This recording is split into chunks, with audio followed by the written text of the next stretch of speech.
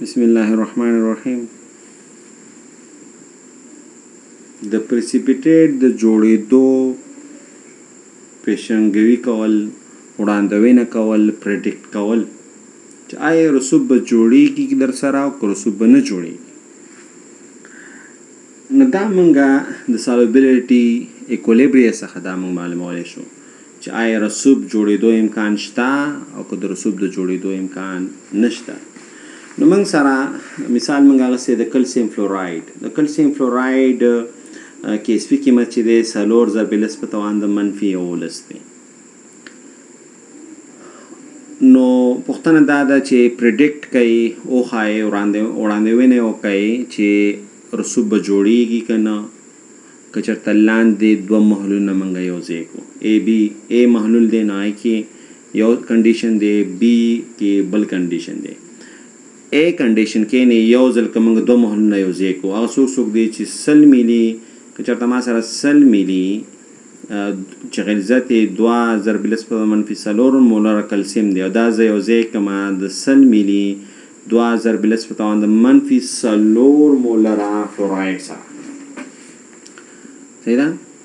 ښکارېدا کړی چې حجم یې سیم دی. نو 100 ملي زه کلسیم اخلمه چې د هغه غلظت 2 ضرب لس په منفي 4 دی، او 100 ملي زه فلوراید آین اخلمه چې د هغه غلظت 2 ضرب لس په منفي 4 دی. دواړو د کلسیم آین او د فلوراید آین کنسنټریشن چې دا سیم دی، حجم هم سیم دی. آسان حالت دی. نو دا دواړه کلسیم آین او فلوراید آین که زه یو ځای کړم نو آیا ما سره رسوب جوړېږي که رسوب نه جوړېږي. دې باره کې چې دی وړاندوینه وکړي او وړاندیز وکړي چې امکان لري که نه. نو سالوبیلیټي ایکولیبریم به دا موږ ته ووایي چې یاره دا جوړېږي که نه. نو دا جنرال خبره یاد ولرئ. که چېرته کلسیم او فلوراید آین یعنې که چېرته د دې قیمت د کلسیم او د فلوراید په توان د 2 د دې قیمت د کیسفي قیمت نه زیات شو نو رسوب به موږ سره کېږي، رسوب به جوړېږي. او که چېرته د کلسیم آین غلظت ضرب فلوراید آین غلظت په توان د 2 دا کمو د کیسفي قیمت نه نو رسوب به بیا موږ سره نه جوړېږي. صحیح ده؟ او بله خبره په دې کې دا باید ولرئ چې ګوره 100 ملي او 100 ملي نو حجم څه شو؟ حجم 200 ملي شو. نو حجم مثلا 2 چند شو. صحیح ده؟ نو ما سره به کنسنټریشن چې دا به نیمه کېږي، غلظتونه چې دا به نیمه شي. نو 2 به موږ سره واوړي یو ته، 2 ضرب لس په منفي 4 دی، دا به موږ سره 1 ضرب لس په منفي 4 شي.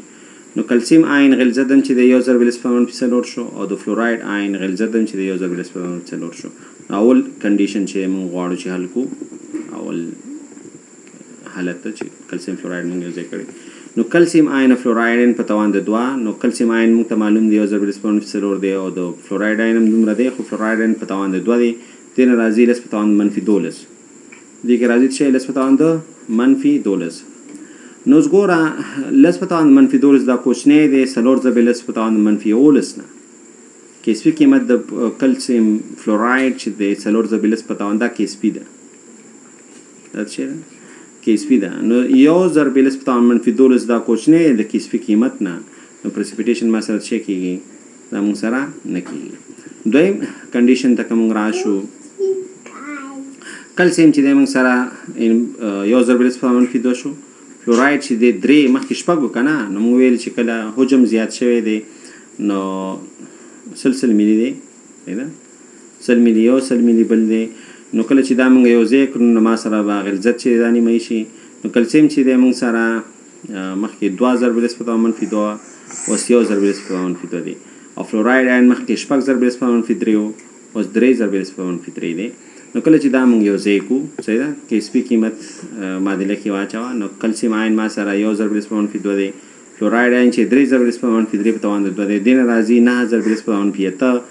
نو 9 ضرب لس په منفي 8 چې دی دا موږ سره لوی دی د چا نه، لوی دی د چا نه د کیسفي نه. دې وجې نه په دې صورت کې ما سره پرسیپیټیشن چې دی صورت نیسي. نو که سالوبیلیټي ایکولیبریم نالج موږ سره یې نو موږ پرسیپیټیشن پرډکشن چې دا کولی شو چې آیا رسوب به ما سره امکان لري چې جوړ شي که امکان نه لري. همدارنګه موږ انهلالیت معلومولی شو، همدارنګه موږ د PSP قیمت معلومولی شو، همدارنګه موږ د پریسیپیټیټینګ ریجن کنسنټریشن چې دی دا موږ معلومولی شو.